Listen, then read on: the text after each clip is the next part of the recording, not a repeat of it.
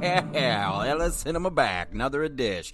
How we doing out there? Good, great, grand, and who gives a shit? Yep. We're not only doubling down, we're tripling down today. Tripling down. So, how we doing? Good. I'm not. Welcome to the worst podcast in the history of podcasts. Welcome to the worst sounding, the worst ran, the worst everything in the history of podcasts. In the history of podcasts. We are on our 11th installment of the Shawscope Volume 1 collection released by Arrow Videos. The Shaw Brothers Shawscope Volume 1 collection released by Arrow Video. You know, I was thinking, most people don't even watch 11 movies in a year, let alone watch 11 movies and do a show about them in a span of a month. And the only reason this wasn't done significantly earlier is because I died a couple of times in there, and I started a new adventure is what I did. Started a new adventure, trying something new. Trying my hand at something new, mate. See if it works out for me. Probably won't, but hey, a boy can dream, can he? An old man can dream, can he? I'm not a boy, I'm an old fucking man. As you see on your screen, your dial. However, you are choosing to join me today. I fucking wish you were somewhere else. Listen to a different podcast. There's so many good ones that I listen to right now. So many. You know what? I shouldn't be doing that for this show because I really like this one that we're talking about. This is one of my all-timers, if we're talking in the Shaw Brothers collection. One of my all-timers. As you see on your screen, your dial, however you're choosing to join me today. Heroes of the East. Heroes of the East. That's right. Heroes of the East, directed by Lau Kao Long and starring Gordon Liu, Yuka Mizuno. I'm going through all of them because this is one of those heavy hitter ones. So Gordon Liu, Yuka Mizuno, Yasuaki Kurata, Naozo Kato, Sutomu Harada, Yujiro Sumi, Hayato Ryuzaki, Nobuo Yana, Yasutaka Nakazaki, Hitoshi Ome, Lau Kao Lung as a guest starring as the Drunken Master. Good to see him. Little cameo, as it were. A little cameo from Lau Kao Lung. We got Lung Chan. We got Ming Wai Chan. We got Kanye Chung. Kanye Chung.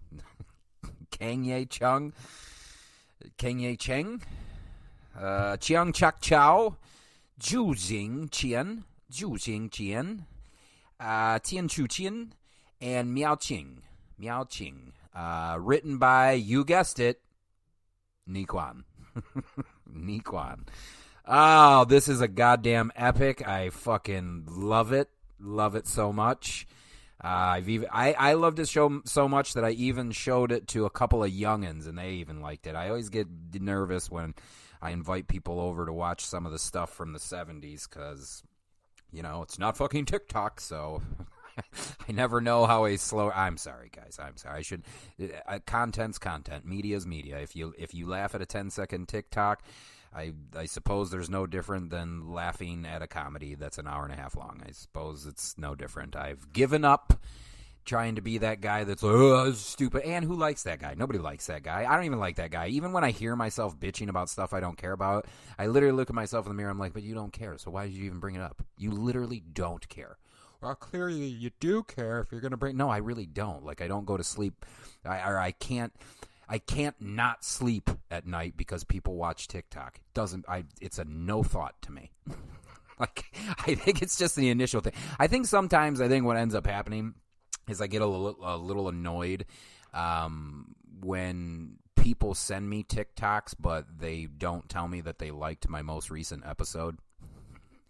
I think that's why I get a little annoyed because it's like, okay, tell me what you thought about a particular episode I did, and then send me the TikTok. That's fair, right? That's fair. I don't give a shit if you don't like the episode. In fact, bash me. I welcome the bashing. Just be like, you know what? You have no idea how to say Cantonese or Mandarin names. You are a fool and an idiot. And honestly, if China heard your shows, they should come for you. I would welcome that as opposed to, how do you like this TikTok that this guy hit himself in the head? You know what? I picked something that clearly, slapstick, anybody getting abused, or wait, whoa. Anyone accidentally hurting themselves is funny. It'll always be funny. It's like a kick to the balls. It's, it's not as funny as it once was for me. And like now I'm like, ooh, fuck, shit. But anyway, sometimes I get a little bent out of shape that I'll be like, hey, did you listen to this show? No, I haven't gotten around to it yet. Did you see that my YouTuber did? No, I didn't. Of course, I'm a YouTuber now, I guess. Fuck. Jesus Christ. You know what? Even though my shit's on YouTube and my dumb face is on YouTube, I'm telling you right now, folks, I will never consider myself a YouTuber, ever. You want to know what I am? I am a radio host. It's hard for me to even say podcast, a podcast. I am I'm not even a radio host. I'm a voice that has microphones that can record. I'm a voice that has I can record my voice on a microphone. I am not a host by any means. This is the worst show. It's the worst fucking show. All right, Heroes of the East. The best of the Chinese and Japanese fighting styles are put to the test. Let's start this over. A best of the Chinese and the best of the Chinese and Japanese fighting styles are put to the test in the Shaw Brothers classic from legendary director Lau Ka-Lung. Gordon Liu stars as a Chinese martial arts student struggling to relate to his new Japanese wife. It's definitely kind of forced. Doesn't want to do it. Neither of them.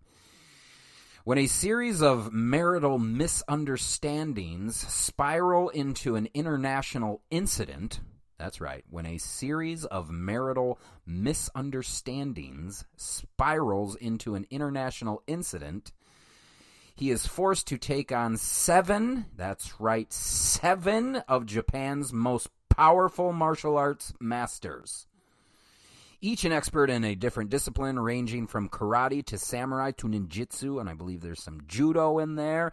As relevant, fun, and unpredictable now as the day it was made, Heroes of the East combines meticulous fight choreography with compelling storytelling to make a timelessly entertaining film. I would agree with all of that. Sometimes when I'm reading these quotes or synopsi, as it were, I'll read you another one. A Chinese man marries a Japanese woman through an arranged marriage and manages to insult all of her Japanese martial arts family by issuing a challenge to her that is misinterpreted by the others. Basically, what ends up happening, she's like, I've had it, I'm going back home. We're not divorced, but I'm going to go back home for a while.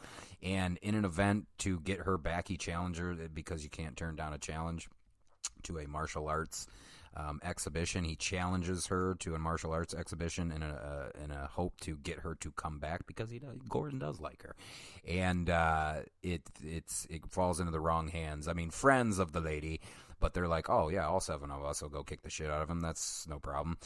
Anyway, misinterpreted by the others, he must then prove how good Chinese kung fu really is through a series of duels with the 7 Japanese martial artists who come to the meeting. So, it's Shanghai, about 1930. Ho Tao, played by Gordon Liu, is a kung fu student. His rich father has set up an arranged marriage. That's right, an arranged marriage for him with the daughter of a Japanese business associate. Ho Tao initially objects and feigns illness, but soon thereafter agrees to the marriage when he finds the bride-to-be, Yukumo Koda, or Kungzi in Mandarin, is attractive. So I guess that's, that's case in point. Love wins. Doesn't matter what you look like. Love wins. It doesn't matter your nationality. Love wins. Or hot wins, however you want to do it. If you're attractive, got legs that go all the way up. Or how's it?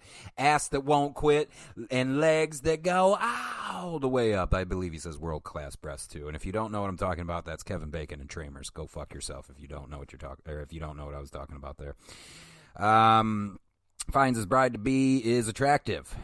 After the wedding, he finds out that she is also a martial artist, breaking shit in the backyard, all these nice-ass sculptures of his rich palace, and she's just breaking shit, which I thought was funny, not giving a fuck.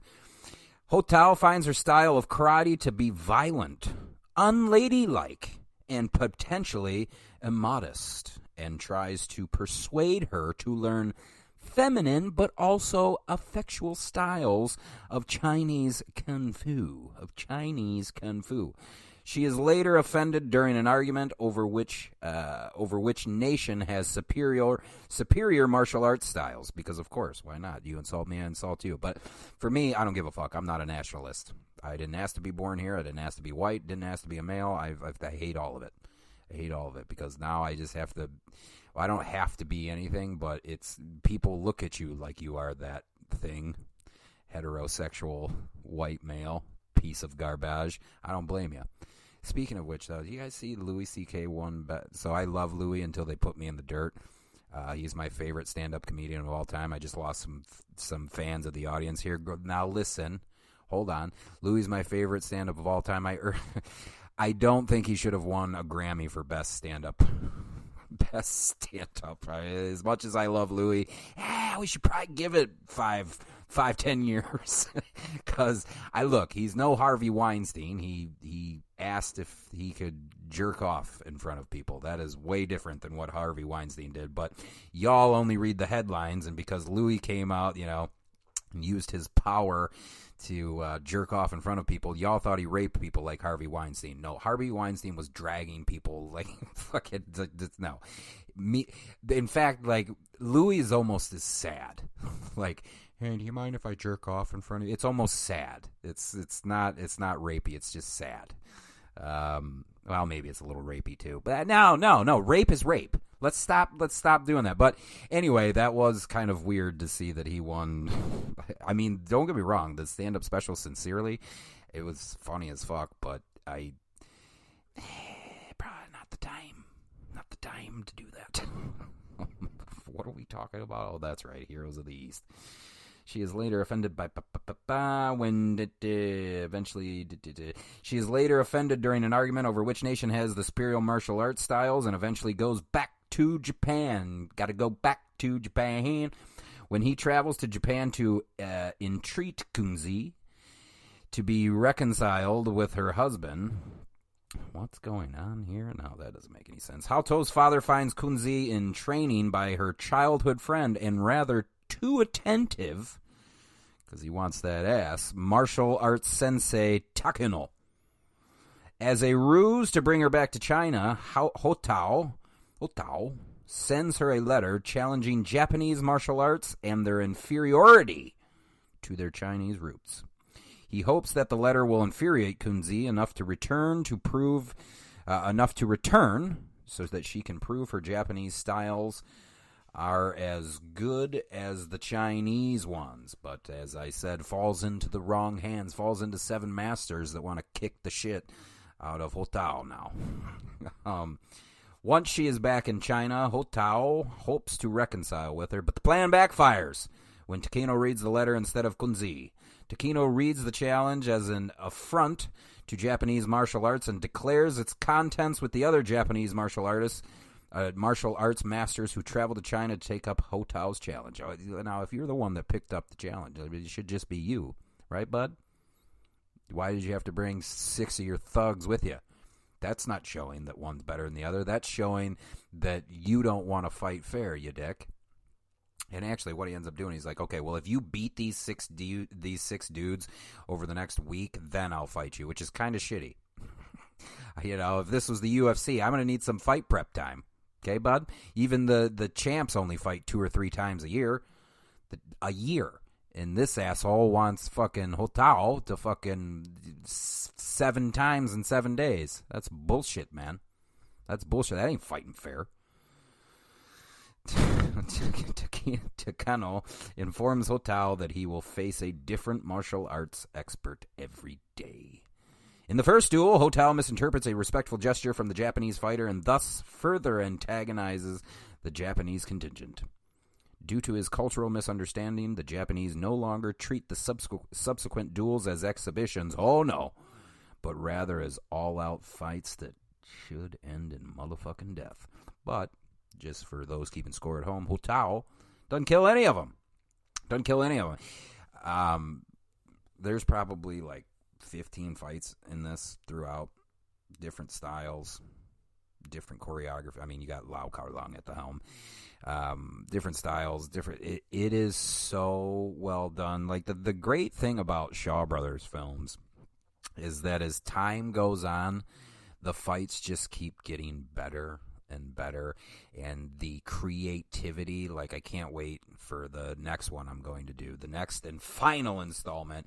Like, it is Lau Kar-Lung at his most creative, but in this one, to be able to blend both of the styles as effectively as he did, why can't we see this anymore these days? Guys, gang, you know, like, what is your obsession with explosions and bright lights and fast cars? What is your obsession?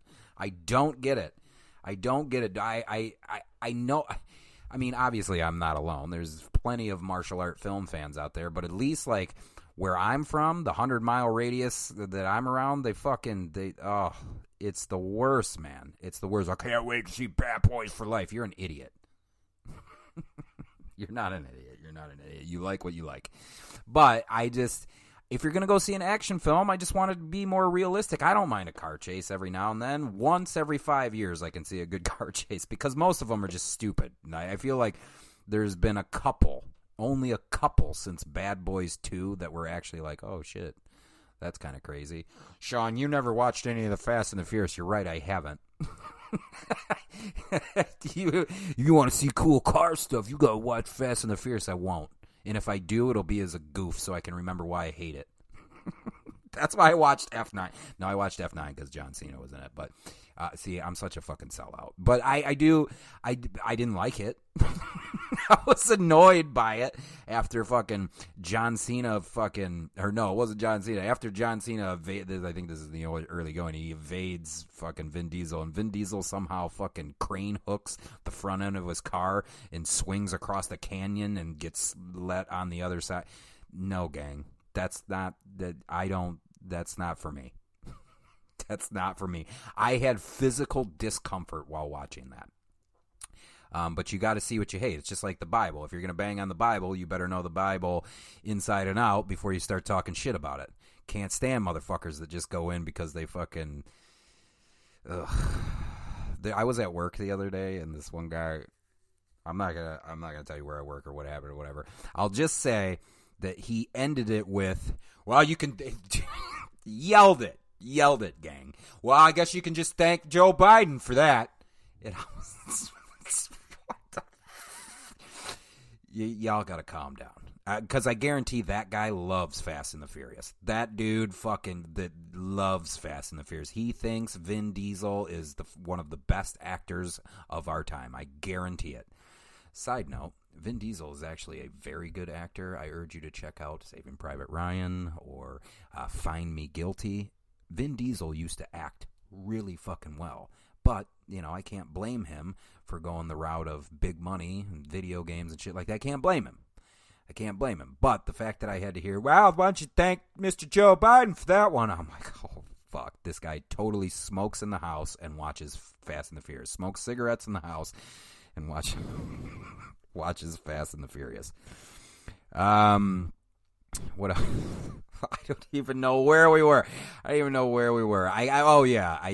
like more stuff rooted in realism, gang. It's cool to see weight distribution and using it against your opponent, and sometimes it gets a little obnoxious. But if you think of like an Ip Man scene where he punches that dude in the chest 22 times, well, that would never happen. Okay, well, neither would swinging from a crane from your fucking Camaro or whatever the fuck. There's so many people that like Fast and Furious that are going ape shit right now. Or whatever the fuck Vin Diesel drives. I would much rather see a hyper-realistic 22 punches to the chest than I would see fucking John Cena fucking hold on to a blade of a helicopter, not die. I don't even know if that happens or not. I like stuff rooted in real. I'm a huge UFC fan. Now, would some of this stuff transfer into UFC? No, it would not. Some of the stuff that you see in Hero of the East or any of the other Shaw Brothers films. But here, this is the thing, gang. Where did it all come from? Know your predecessors. Know them. Love them. Take the good, make it into your own. God damn it, just like a film. Right. Boy, we went on a tear there about Fast and the Furious. This is for Arrow Video's Shawscope Volume 1 collection, Heroes of the East, Lao Cao Lang, Ni Quan. A series of duels follow. Wait a minute here. Let's back up. Due to the cultural misunderstanding, the Japanese no longer treat the subsequent duels as exhibitions of their styles, but rather all-out fights. Kunzi, seeing the gravity of the situation, helps Otao by warning him of Takino's mastery of ninjutsu. Again, not really fair. Like, if it's supposed to be an all-out fight, I think you hiding behind bushes and throwing blades at me isn't the fucking... That's not fair. A series of duels follow as Hotao comes up with a way to counter each Japanese martial artist's specialist expertise. That's not a mouthful. In a final showdown, Hotao takes on Takino. So let's see. The film is noted for exhibitions of various martial arts styles and weapons. You got the Japanese samurai sword versus the Chinese straight sword. Got to have so much more control with the Chinese straight sword than you would the samurai sword. I feel like the samurai sword, and I was actually mentioning this to a couple of guys that I was watching it with when I did the rewatch. There's something so blunt force trauma about the samurai. Like even the way that they hold their sword. I'm not saying that it's not a lethal style. It just like, boy, you better be one of the best. Because if there's someone a little bit more agile, a little bit lighter on the feet, you're going to get fucked up, samurai. That's just how it's going to be. What else we got? We got Sino Okinawan karate versus Chinese drunken fist, which Gordon Liu picks up from the cameo of Lao Cao Lang. And drunken boxing, drunken kung fu is one of my favorite styles to watch, at least. Obviously, to master it, you must be out of your mind to try something like that. But every interpretation of Drunken Master, Jackie Chan, Lao Cao Lang, you name it, it's fun. So much fun to watch for me. Very graceful, wonderful, and if you have a great cinematographer, very fun to watch. Okinawan nunchucks and tonfa versus Chinese three-sectional staff.